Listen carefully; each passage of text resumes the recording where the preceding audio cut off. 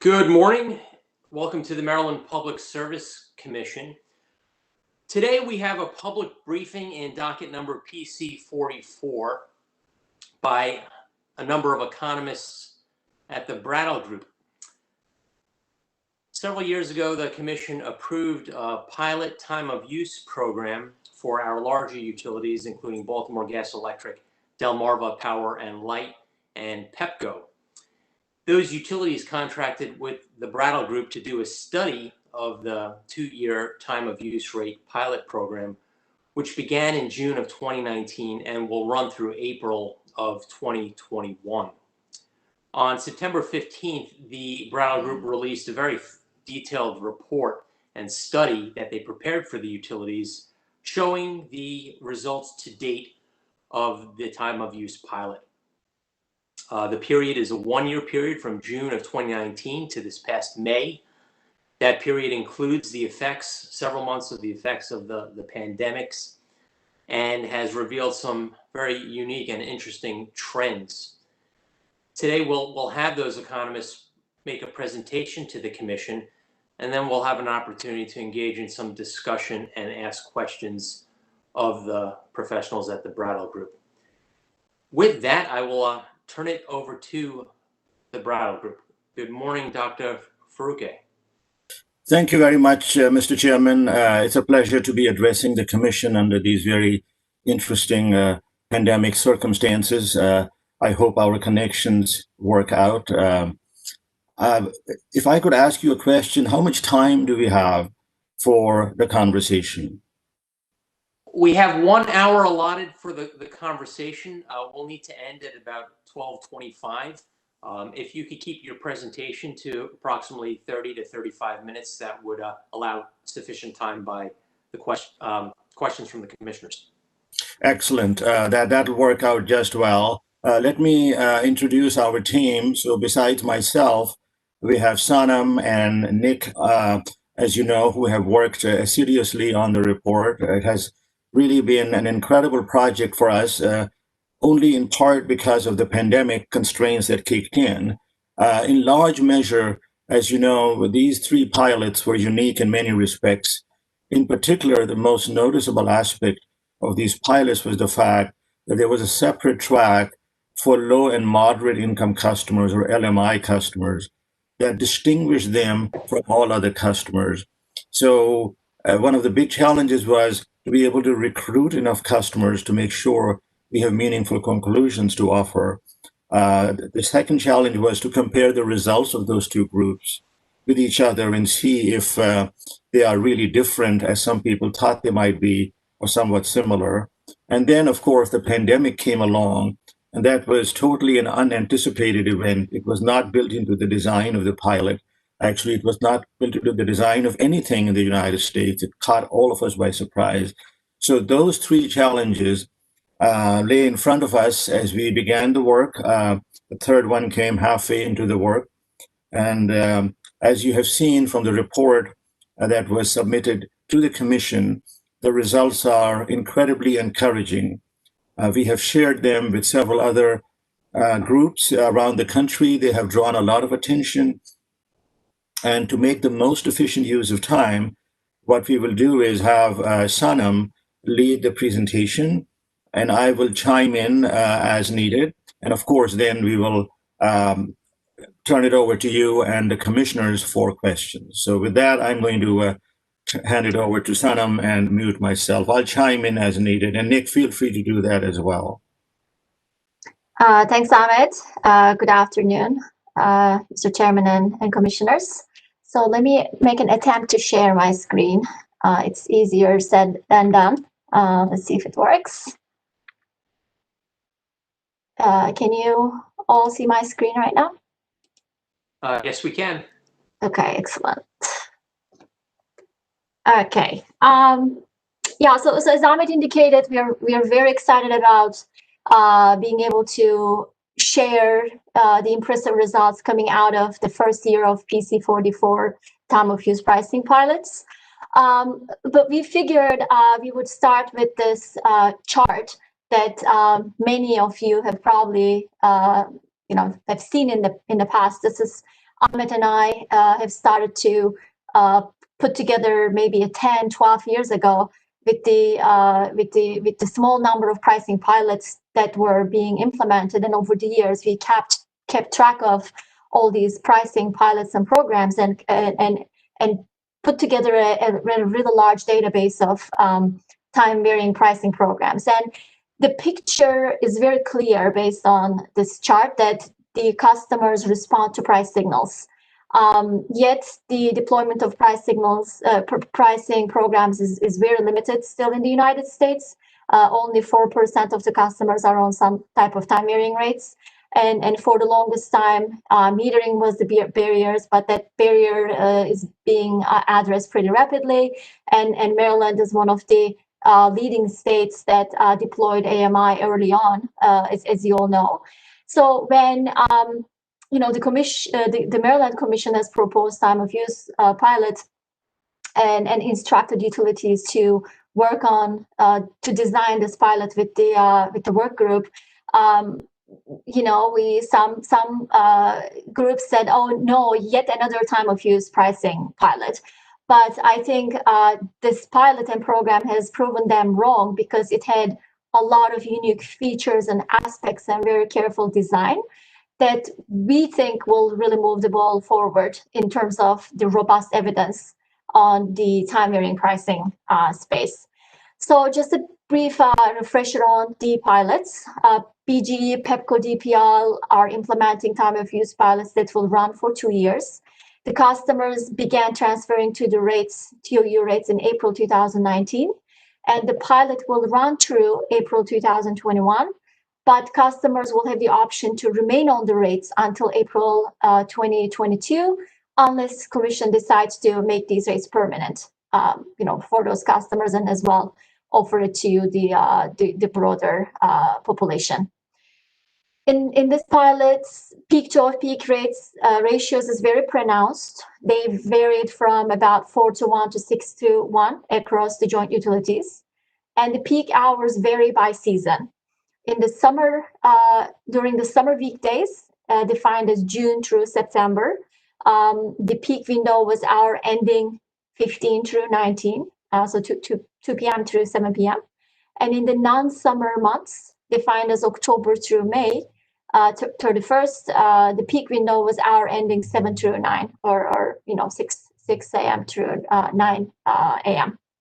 So this study that we will just talk about, it only reports on the first year results, and that we will present results for each utility and each season separately. So we've estimated them separately.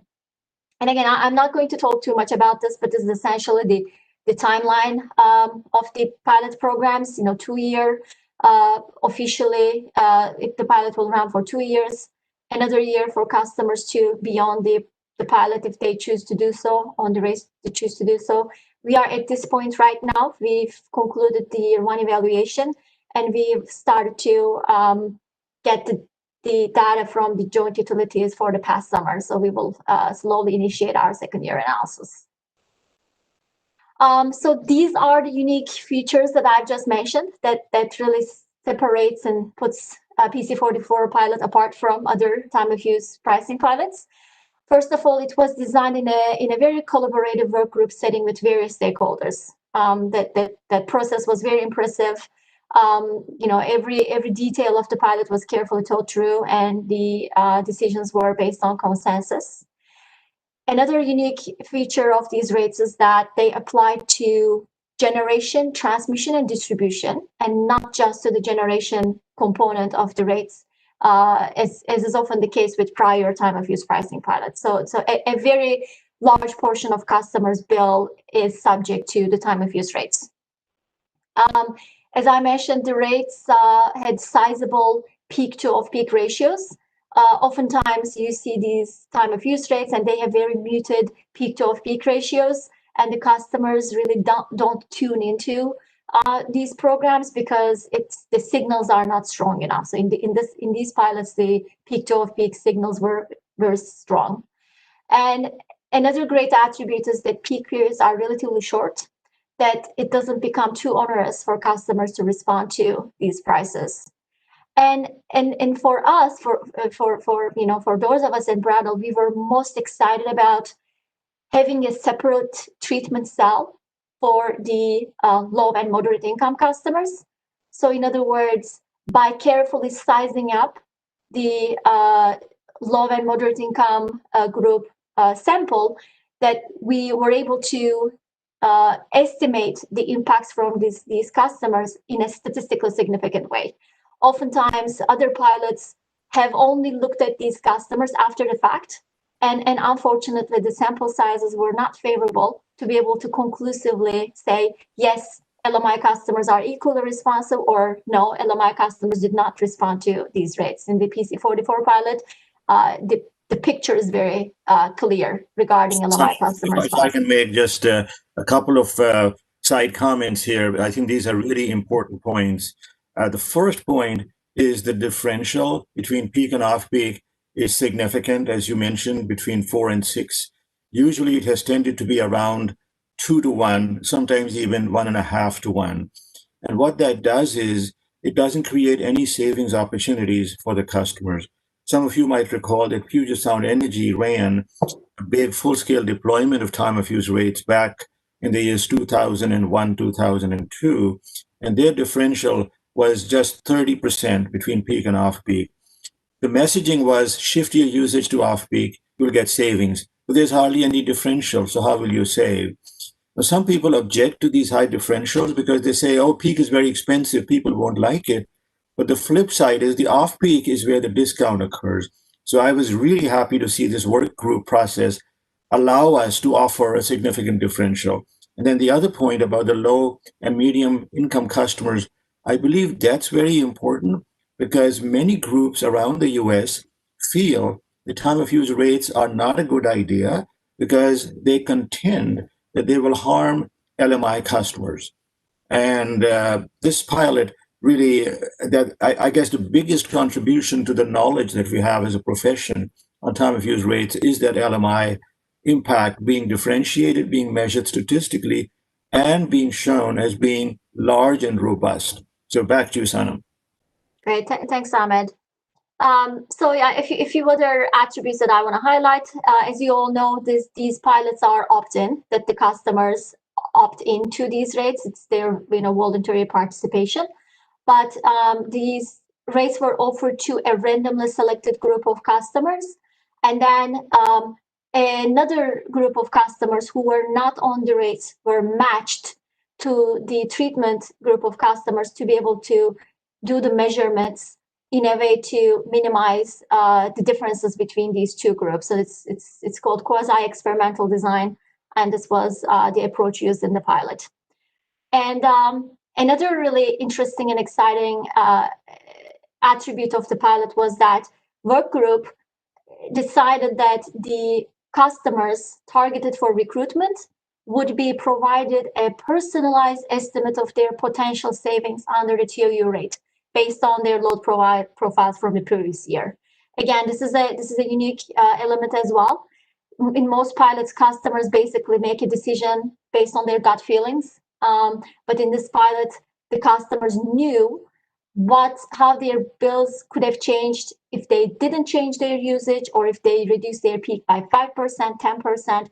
They were able to really study the potential consequences of their participation in the pilot and their decisions accordingly. And last but not least, the treatment customers also received information treatment in this pilot in the form of Oracle's behavioral load shaping messaging. So these were weekly emails sent to the customers, reminding them about peak to off-peak rates, some actions that they could take to achieve bill savings and so on, so that the rates always stayed top of the mind for the customers. So just a quick overview of the recruitment. Opt-in rates ranged from 0.5% to 2% across the joint utilities. The group we call structural winners. So those are the customers with more favorable load profiles that even if they don't change their usage, they would probably end up winning on these rates.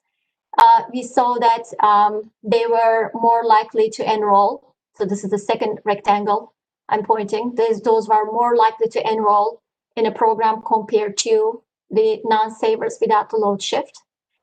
And then another interesting observation is that these structural winners participated in the pilot at higher rates, in that they represented 66% of the overall participants in the pilot program. So 2/3 of the pilot participants were those folks who we kind of identified as structural winners, that they would be less likely to lose under these rates, but the upside for them is much higher.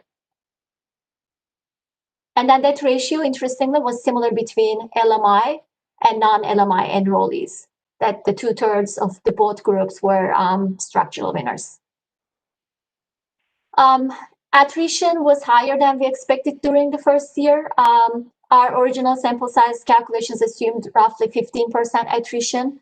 But at the end of the first year of the enrolled customers, 15 to 21% unenrolled out of the 3 joint utilities. But I want to highlight that these unenrollments, because we looked at the data, we looked at the reasons for unenrollment. An overwhelming majority of these unenrollments are due to regular customer churn, moving within the territory out of the service territory, and there were only a handful of customers who simply said, I don't want to be on the pilot per se. I want to opt out of the pilot. So even though the numbers are high, it's good news that not many customers wanted to opt out of the pilot because of again, reasons related to the pilot.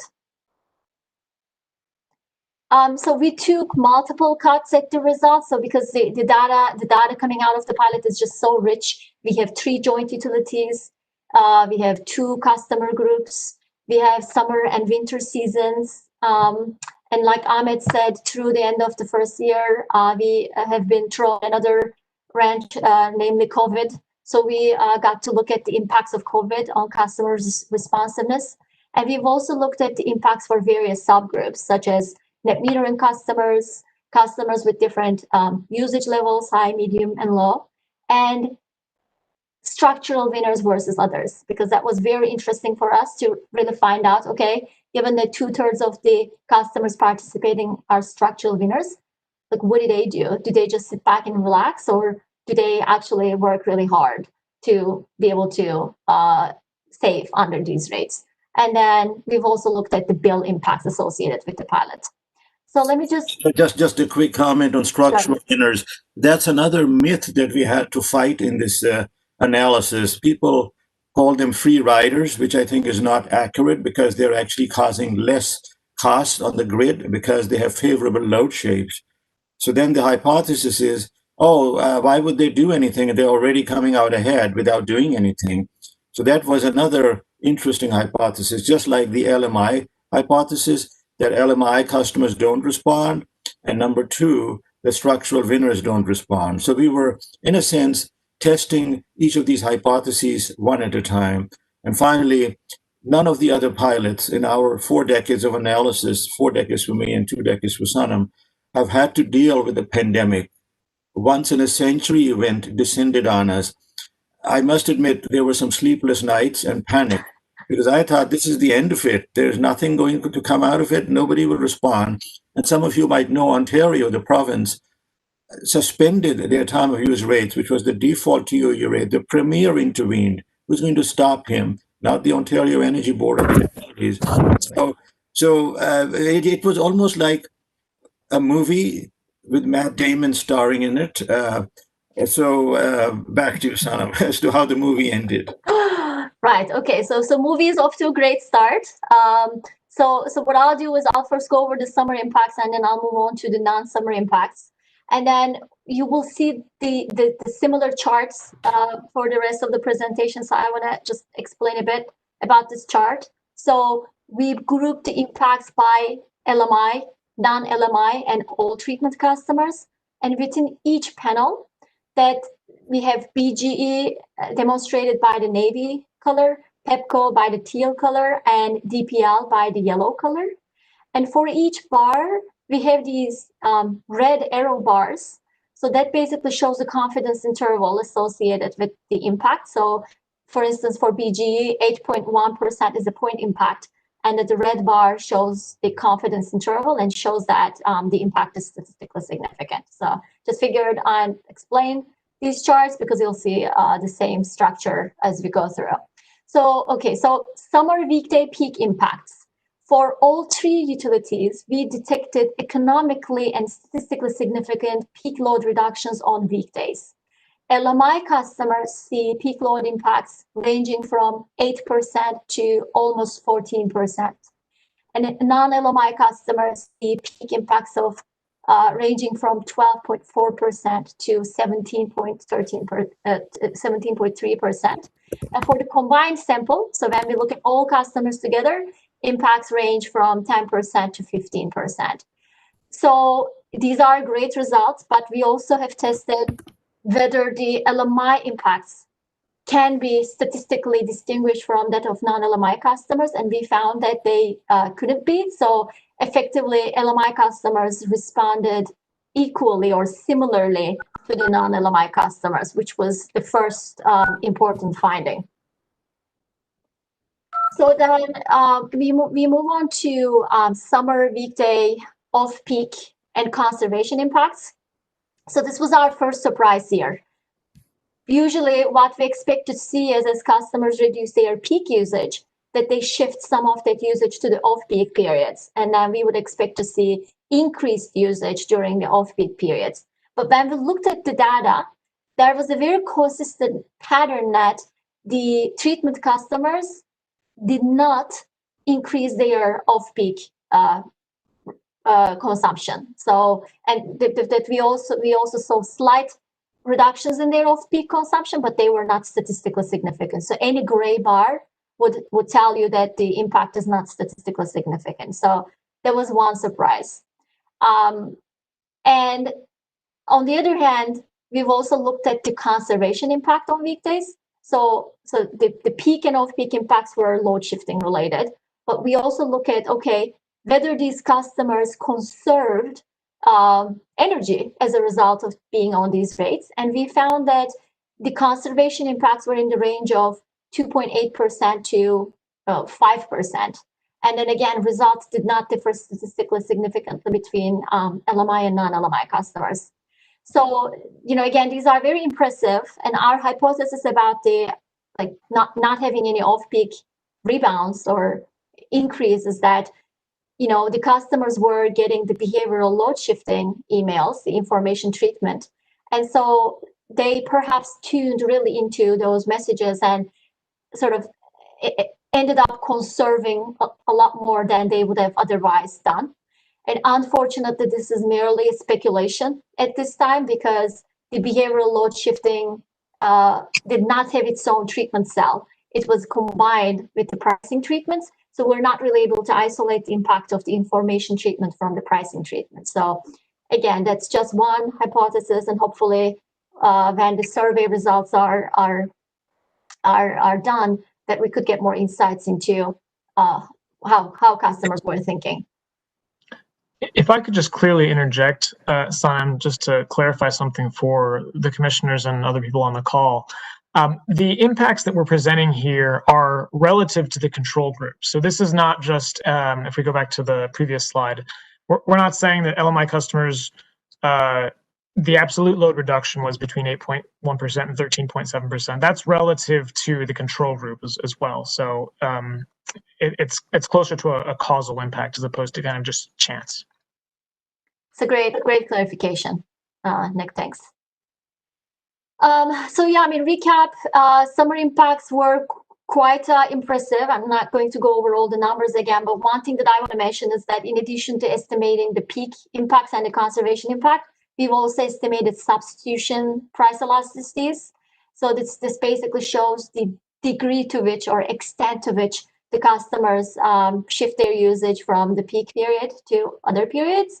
And we found that substitution elasticities were sizable and statistically significant for all three joint utilities. And And we've also similarly estimated data price elasticities, and they have the expected sign, but they were generally insignificant, especially in the winter months. And DPL was the exception. We'll get to talk about it more. If I could just make, on the previous slide, if I can make just a couple of comments. One comment is, as Sanam has pointed out, and as Nick has confirmed, all of these impacts are relative to a control group.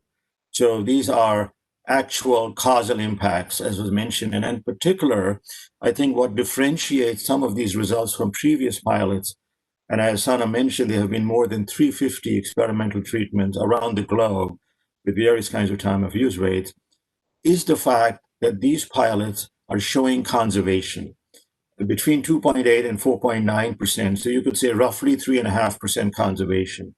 So this is an instance in which time of use rates, coupled with the behavioral low shifting information that was provided, can also be seen as contributing to lower carbon emissions by improving the energy efficiency of consumption and not just a shift.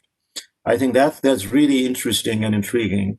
The other aspect that I found really interesting was that we were able to, with the data available, estimate the substitution elasticities.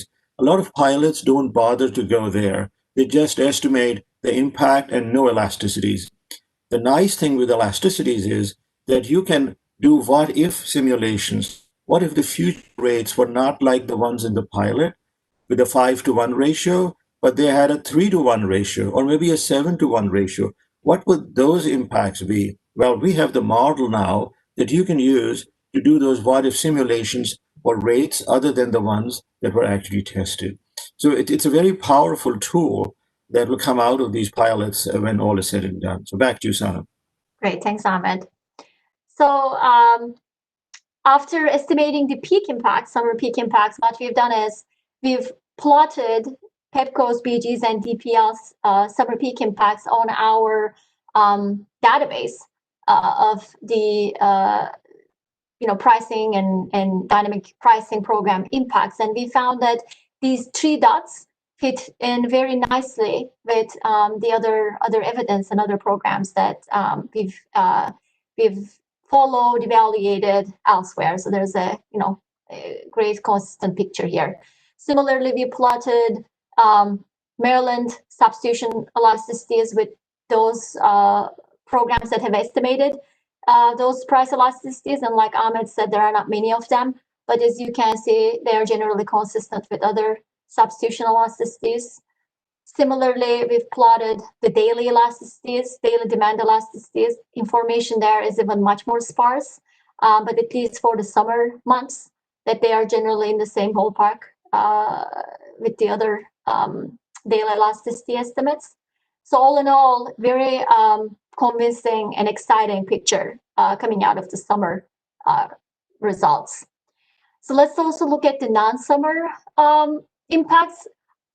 I should also note that this is yet another great attribute of this pilot, in that it didn't just run for the summer months. It also ran for the winter months and tried to capture customers' responsiveness to these rates in the winter months. That piece is usually missing from the other pilots and programs that we've seen elsewhere.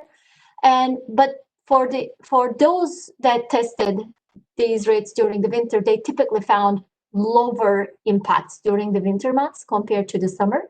And this is exactly what we found in the PC44 time of use pilots, that winter impacts were also economically and statistically significant, but they were lower compared to the summer peak impacts. And just very briefly, during the non-summer months, LMI customers delivered peak load impacts in the range of 5% to almost 8%. Non-LMI customers delivered peak impacts of in the range of 3% to 5.5%. And for the combined sample, the impacts range from 5% to 6%. And again, LMI impact cannot be statistically distinguished from that of the non-LMI customers. So that LMI customers were equally responsive to the price signals as the non-LMI customers. And similarly, off-peak impacts on weekdays were statistically insignificant for all three utilities. So same story, the customers reduced their peak usage, but they didn't increase their off-peak usage. But differently from the summer here, the conservation impacts on weekdays were not statistically significant. Essentially, conservation impact disappeared during the winter months. That the customers didn't end up conserving that energy, just like they did unlike they did in the summer. Okay, so then let's take a look at the COVID-19 impacts and also our subgroup analysis. So before looking at the impact of COVID on the pilot response, we looked at the average monthly load profiles for the control customers. So we wanted to see, okay, let's just look at the customers who are not on the pilot rates and see how their load profiles are changing. So this data is from BGE control customers, but we have similar charts for PEPCO and DPL in the appendix, and they paint the same picture. So in this chart, we have January, February, March, April, and May. So we grayed out or highlighted April and May. So these were the sort of COVID-contaminated months of the first year pilot. So we see that, the red line is 2020 and the blue line is 2018 and the teal is 2019. So we see some flattening of the load profiles. So they were much more sort of peaky and troughy in the prior years, whereas we see a flattening of the load profiles, which was consistent with our expectations because people are home like all day long. So that boded well with the expectations. Then we turn to estimating our impacts just for the COVID months and compare them to the non-COVID winter months.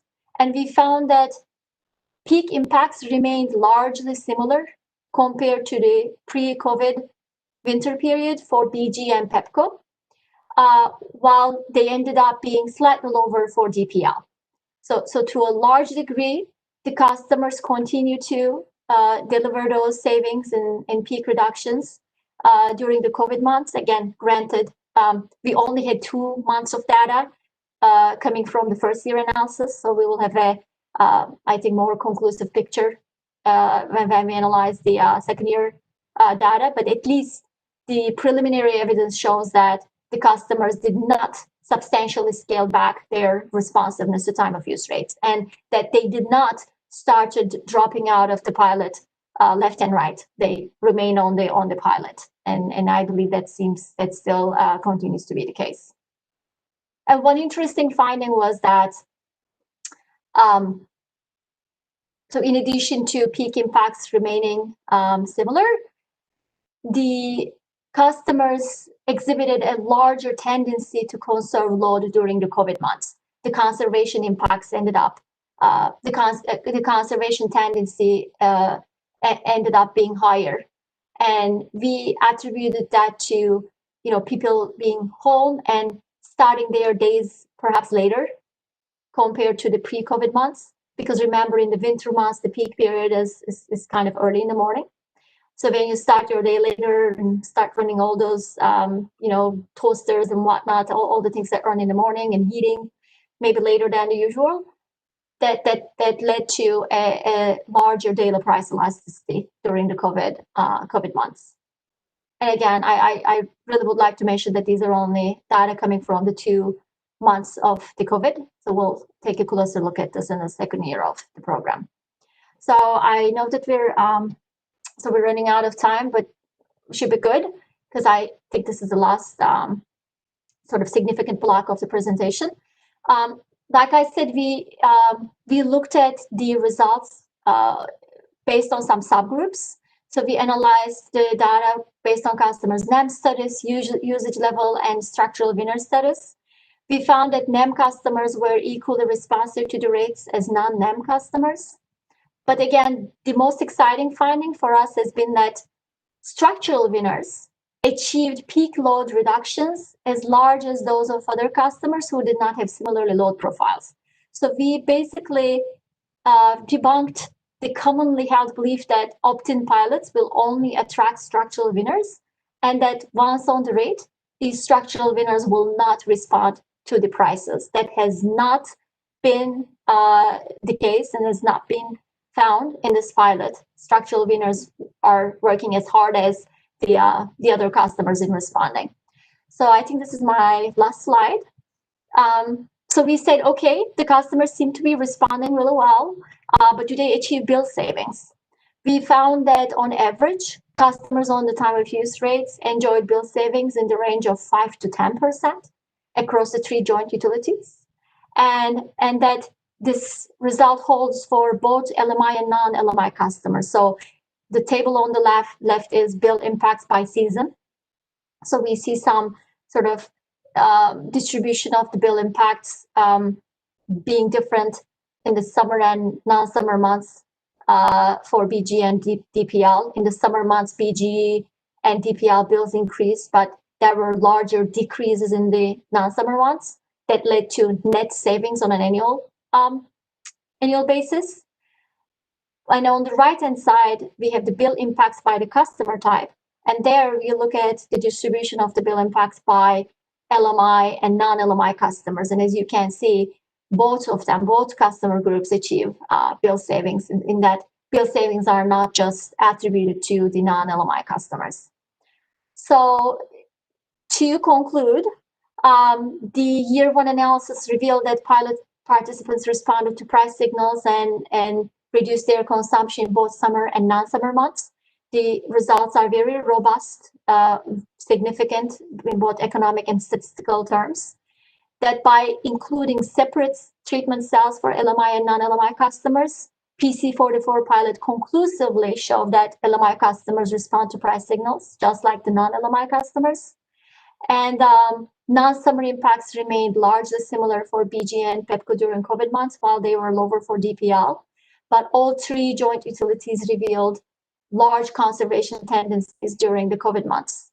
And structural winners' peak reductions were comparable to those of other customers, indicating that structural winners respond to incentives.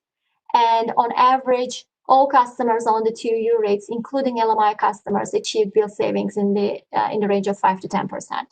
So with that, that's the end of our formal presentation, and we're happy to discuss and receive questions.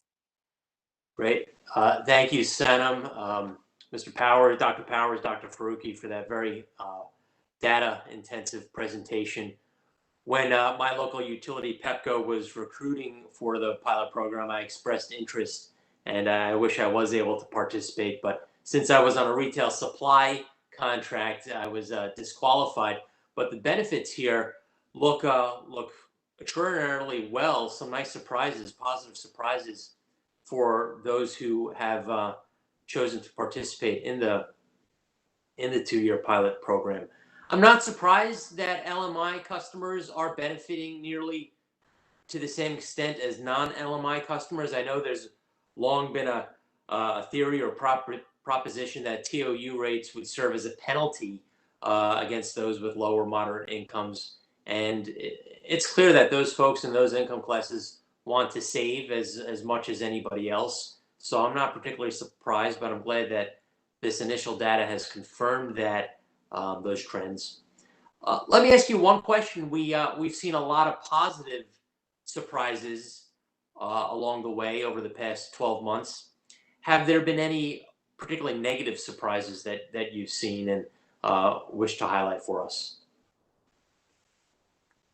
I mean, I wouldn't necessarily consider it to be a negative surprise, but we were surprised by not seeing increase off-peak usage in this pilot, because that's really one of the sort of selling points of the pilot, that okay, you have higher rates during peak, you need to reduce your usage during the peak, but you can always shift that usage to the off-peak, and because it's really cheap electricity, you can consume as much as you want, but the customers really preferred to conserve, so that I wouldn't necessarily consider it as a negative surprise, but it was definitely a surprise, and I could even consider it a positive surprise because like Ahmed said, it ended up leading to conservation, and it means that will help them with bill savings even more, as well as leading to positive environmental outcomes. So the only thing I will add, Mr. Chairman, is that in the future that result might change as electric cars begin to gain deployment. The previous session you were talking about charging stations. If there is a big discrete load like an electric car, it's very easy to shift to off-peak charging, as we have seen elsewhere. So that could modify the results. And I guess the only other potential change in the results that you might see going forward is that there was no smart technology provided to these customers, like a smart thermostat, to enable additional responsiveness. That has been done in some other pilots, and if you were to do that down the road, Sanam showed a graph with 2 arcs of price response, and she indicated that the responses observed here fit very well on the lower of the 2 arcs. The upper arc is the arc with enabling technology, like a smart thermostat. So if you were in a future incarnation of this pilot with a full-scale deployment, combine enabling technologies with time of use rates, like some other utilities have done, like Oklahoma Gas and Electric, then you will get significantly higher response. That's pretty much almost guaranteed. So an electric car or a smart thermostat, inclusion of those will boost the results. But even without them, the results we have here, I would say, are very impressive. The 5-to-1 average price ratio produced in the California pilots 2 decades ago, an impact of 13% reduction of peak. That's exactly where your results are. For a 5-to-1 price ratio with the TOU rate, you're getting roughly a 13% impact on the summer peak. So very robust results. And why don't I turn it back to you at that point? Well, the pilot program, it's with 6 months left remaining in the program. It seems like a lot of the participants have gotten the hang of the requirements now and have become professionals. I just have one additional question before I yield to my colleagues. We noticed that the drop in load by these customers is almost double in the summer than the winter. Is it just that people are more willing to conserve in the summer, maybe open their windows, and are less in the winter?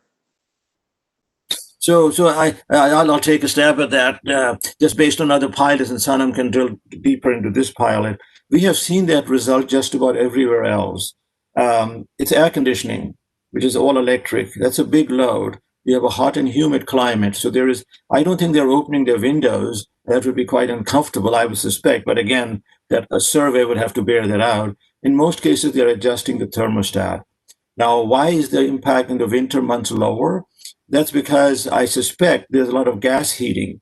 Now, I am a little bit out of my league here. I don't know the specifics, but in California, we saw the same phenomena, and there's a lot of gas heating here. So there's not much discretionary load available in the winter in a summer peaking climate.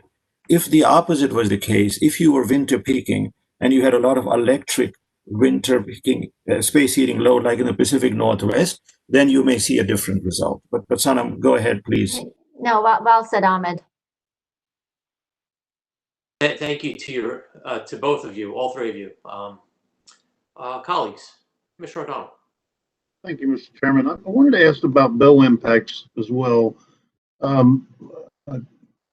So you showed an increase in the summer months, and I think that's what you're just speaking to for BG&E and DPL.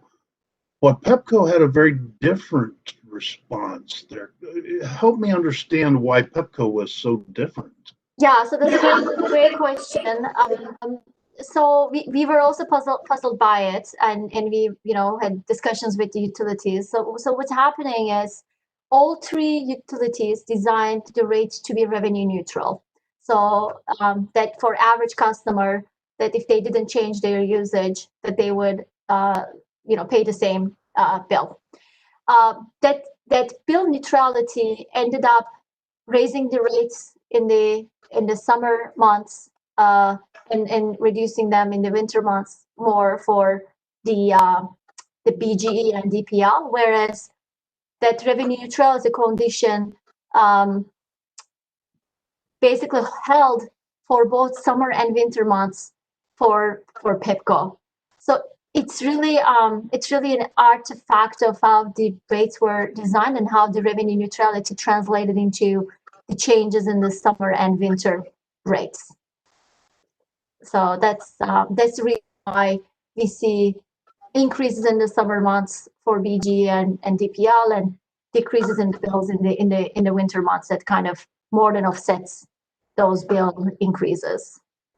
So it was because of the different rate designs in the utilities? Is that what I'm hearing you say? Right. Okay. Right. Okay. So we're really not comparing apples to apples between the utilities here in terms of this pilot, because of the rate designs are different, right?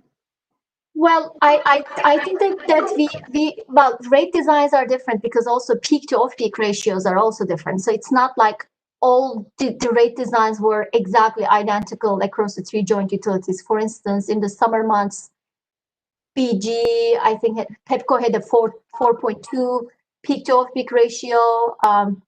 I think BG had 4.6 and DPL had 6 peak to off-peak ratio. So the rates itself are definitely different because the utilities designed cost-based rates to kind of reflect the price signals accurately in their designs. But I wouldn't say that they're not sort of apples to apples comparison. So I don't think our objective, and maybe it was your objective, commissioners, but we didn't think that the objective was to compare each utility to each other in an apples to apples fashion. The objective was that to test these rates in each of the different jurisdictions and see how the customers are responding to these rates in each of the jurisdictions and see if there's a consistent theme in responsiveness. I think these bill impacts and these different rate designs may present an opportunity to learn more about customer behaviors. There seems to be a great opportunity buried in that little slide on bill impact, I think, and the elasticities, Dr. Faruqi, that you talked about that are built into this pilot, I think will work well to kind of unpack those differences in that bill impact and learn a lot about customer behavior. Exactly. I think if you wanted to experiment with different price ratios for future scenario planning, you could do that with the model that we have developed. So it is a model of a price response that we have previously called the Price Response Impact Simulation Model, or PRISM. It is not just an analysis of the rates in the experiment, but it's a model that can be used to assess many different kinds of rates. Thank you. Thank you for that. I appreciate it.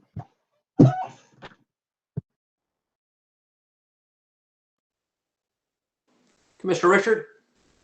The presentation, very informative and very, I would almost say, is exciting results that we have so far.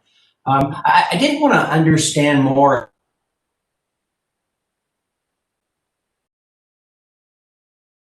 to see them. They seem to be very sophisticated, very targeted, very personalized. How much do you attribute some of this behavior to the messaging as opposed just to the price differentials? Yeah, no, that's a great question. And like I said, I don't think we can conclusively answer the question because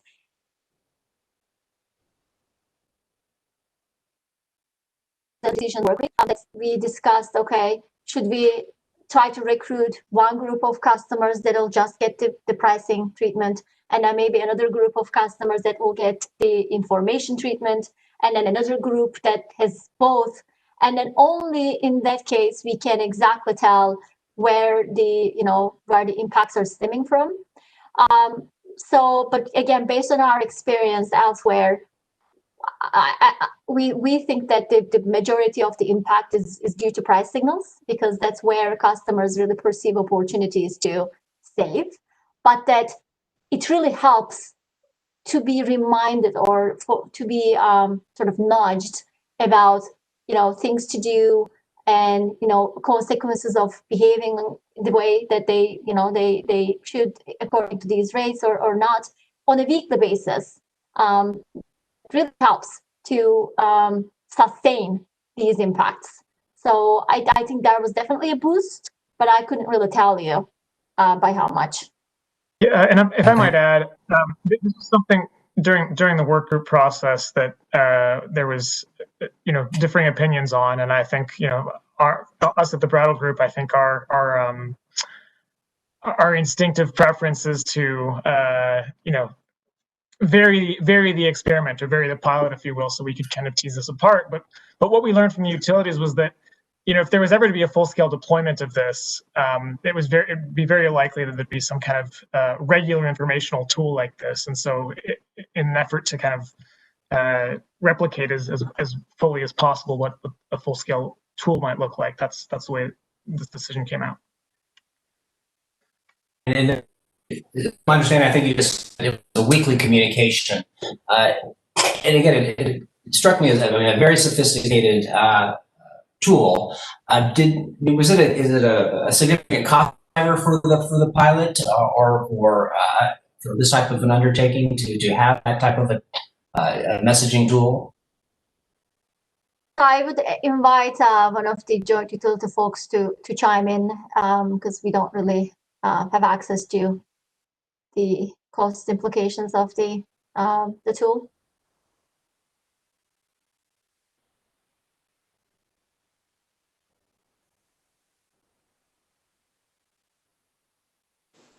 And I'm wondering if the utilities want to share that information publicly. That's fine. Maybe outside of the scope here. I was very interested in the BLS. I guess one of this last question, not to take up too much time here, but did the temperatures this summer, did you factor in, it struck me as a fairly, moderate summer, and, people were home, probably open windows and that type of thing. Could that have impacted at all people's behavior?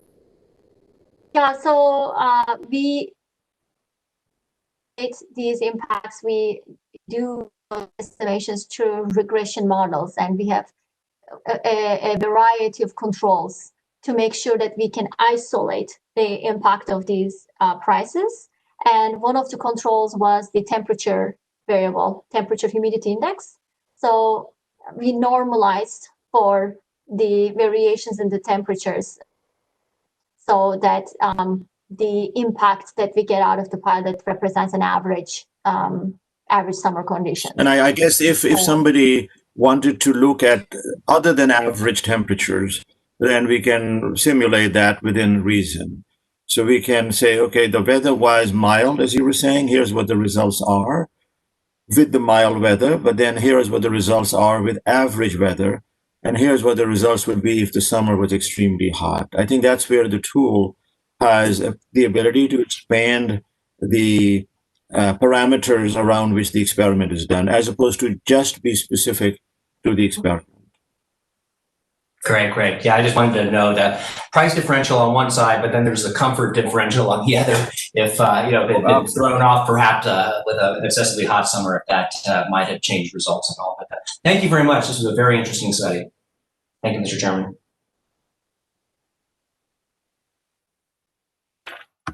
Thank you, Commissioner Linton. Thank you, Mr. Chairman, and good afternoon. I echo my colleagues' comments regarding the presentation. It was very helpful and a lot of good information. I was particularly interested in the discussion regarding the response to low and moderate income customers and how that response was similar to non-low income customers. Traditionally, we've heard that low income customers tend to use more energy than non-low income customers. So I was curious, did you see that the LMI customer response resulted in their overall commodity usage dropping down to similar levels as non-low income, or was it there's still that difference where low LMI customers used more than the non-LMI, even though they were still saving as a result of the pilot? So that's a great question. I mean, I don't think we looked at the overall consumption levels by LMI versus non-LMI. It's a very easy thing to do. But what we found is that LMI customers conserved, again, similarly to the non-LMI customers. So whatever their starting point is, they shifted it down. They conserved at the same rate as the non-LMI customers. So I would think that, whatever started, that it came down at the same rate as the non-LMI customers. But we can definitely look at the data and give you a conclusive answer on that question. Yeah, thanks. I'd appreciate that, because I think historically that the perception has been that the low income, and to probably a lesser extent moderate income, but overall the LMI customers were incapable of lowering their overall usage for reasons that, and I hesitate to say it, but for some folks probably because they were incapable of doing so because of lack of education and various other issues. But we've seen them do that and be responsive in this pilot. So I'm curious if that difference still stayed there, even though there was a lowering of usage. And if so, if we can bring it down a little bit, we probably can bring it down more. So there's probably something else at play there. And I was just curious if your data tickled that out at all. So I'd be interested in hearing a little more about that. Mm-hmm. Okay. Thank you, Mr. Chairman. That's all I had. Thank you. Commissioner Herman rounds it out. Thank you, Mr. Chairman. Most of my questions have already been asked, but the one question I had is that, and it's similar to what the chairman asked, and it may be the same answer, but I'll ask it anyway. You said that the results seemed somewhat similar to other pilots, time of use pilots in other states. Were there any results that were significantly different, better or worse than in other pilots that you've seen? So there were two results that were different. One, as Sanam indicated, is that off-peak consumption didn't rise. And associated with that, overall consumption fell. And that I would say is somewhat unique and different. And the second difference is that the LMI customers' mythology has been put to bed. The mythology has been, as the commissioner indicated, that they cannot respond, that they have either lack of education, lack of knowledge, lack of appliances, lack of interest. It's lack of X, Y, and Z. And in California, we hear that over and over again. But this pilot, I believe, has conclusively dispelled with that myth. Whether it continues in the second year, of course, we cannot say. It's an empirical issue. But I would say those are some of the important differences. There are many similarities, of course, in the elasticities and the overall impacts, but those are the two differences, at least to me, that stand out. But Sanam, feel free to interject. Right. No, those are. I agree, Ahmed. But another one, again, talking to sort of consumer advocates and other stakeholders, they sometimes raise the point that, time of use, opt-in time of use or dynamic pricing programs will only attract those folks who are definitely going to win under these rates, and that they will free ride, like Ahmed said, and they will lead to some other cross subsidies for the other customers who didn't participate. And this pilots really show that that's not true, even though the 2/3 of all participants were those structural winners, those customers who really didn't need to do a thing to just win under these rates, because their starting profiles were very favorable, but they just still tried to do better. They reduced their peak and they achieved bill savings. So that's a very important finding that came out of this pilot. Yeah, just one corollary to that as well is that this pilot was also somewhat unique in that customers were told ahead of time, were given the information that, based on your bill history from the past year, here's what you stand to gain or lose if you switch to this rate, if you do nothing, and then if you shift your load 5%, 10%, whatever it is. So customers, 1/3 of the customers who enrolled were not structural winners. These are people who enrolled after being explicitly told that you're going to bear some risk here, and this is how much your bill could go up if you do nothing versus how much your bill could go down if you do something. So that's another kind of interesting twist. So I have just a very quick response to the chairman's earlier question about were there any negative findings. Everything was positive, as we have been discussing, surprising. But in the last 10 minutes, I've been trying to think hard to see if there is anything here, just from an objective science perspective, that I would find troubling. And yes, there is one such thing. I don't think it's something to really worry about or lose sleep, except for people like me. But what I am worried about is that the recruitment rate was less than 2%. And time of use rates are attractive. The explanations were provided, all kinds of data was given. And it was hard to recruit more than 2% of the customers. So what do we need to do as an industry, as a commission, as a utility to generate more interest so we get more like 25% signing up? And I think there are ways to do that. That needs to be the topic of further discussion. And certainly I can assure you, as more electric cars come in, you will see a huge boost for time of use participation. As you provide smart thermostats to customers, you would also see a significant boost. But ultimately, and this is just me throwing out a suggestion here, so feel free to reject it right away, you might want to look at what states like Michigan, Colorado, and California are doing, which is after having done pilots to show that customers can respond to time of use rates, that they can get lower bills, they are moving all of their customers default to time of use rates. If you don't like it, you can opt out, but that becomes the new reality. And in 5 to 10 years, I would think that much of the United States will be going down that path, in part because we'll have a lot of electric cars, a lot of solar, and a lot of renewable energy with the intermittent aspects. So you will probably want to, you already have an incredible peak time rebate program. As Sana mentioned, it is the nation's largest dynamic pricing program that you have. You have 88% of your customers participating in it. That's tremendous. So it'd be a question of combining that with time of use. And again, this is Mr. Faruqi's speculation, so take them for whatever they're worth.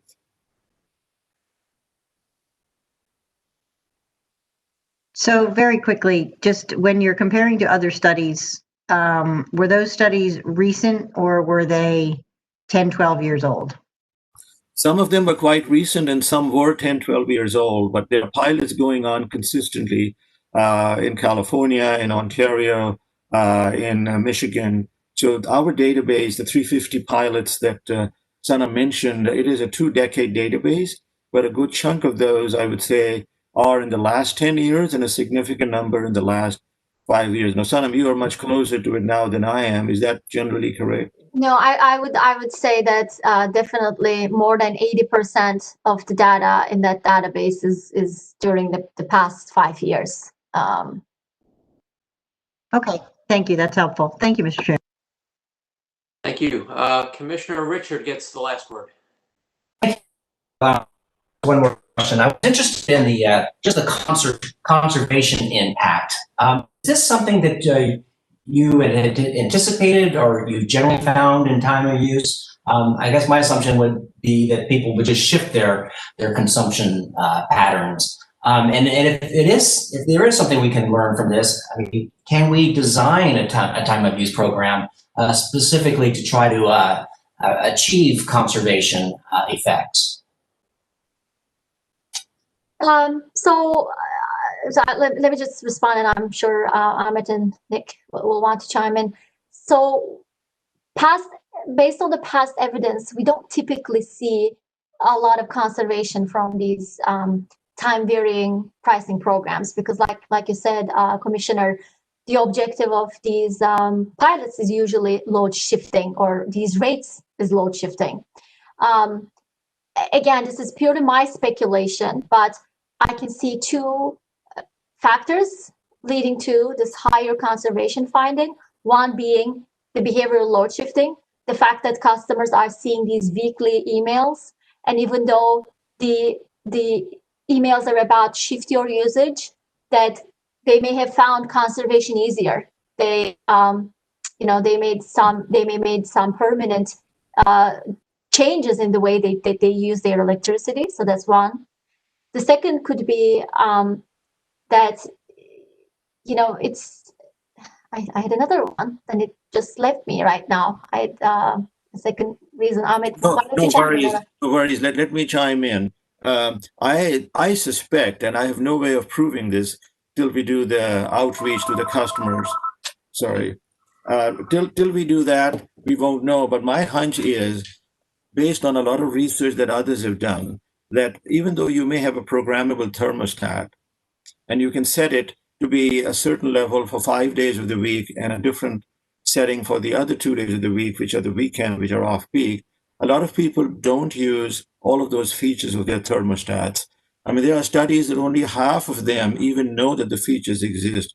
And of that half that know that they exist, a quarter actually take the time to do the programming. Sometimes you can do that on your phone because you have a Wi-Fi thermostat, but most people don't even connect their phone to the thermostat. So what's the lesson?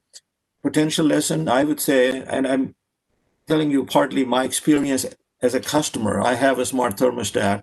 I have taken the time to do the programming, but then when the rates change, I don't always change the setting. It's painful. It's not as easy as it could be. And I've been talking to the thermostat manufacturers. I feel pretty dumb. I'm living this life as a customer, and if I can't do it, then I have to assume that a lot of other customers don't even know that they can do it.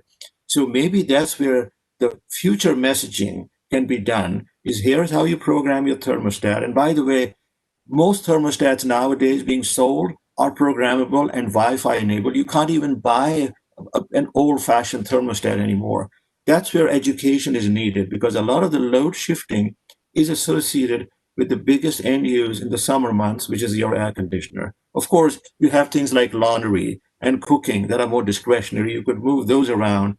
So I would say this requires more digging into the messaging and perhaps also talking to customers to ask them some questions, which I think is the plan that the utilities have at some point, to do some surveys to see what actions did you take and what actions did you not take, and maybe to refine the messaging. But I believe I've spoken more than I needed to. No, and then my second point came back to me, which I will mention very briefly. I was just thinking that since in this pilot, the entire rate is subject to the time of use structure. So it's not just the generation component, it's both the generation, transmission, and distribution. So essentially, customers' entire bill, other than their fixed charge, is subject to the time of use rate.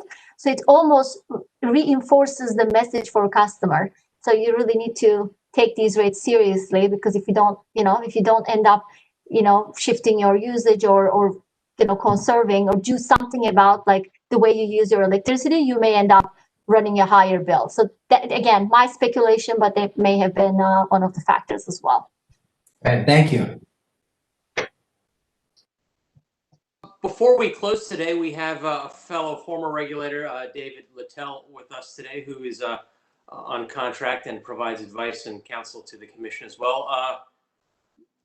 Commissioner Littell, would you like to have any final thoughts before we close?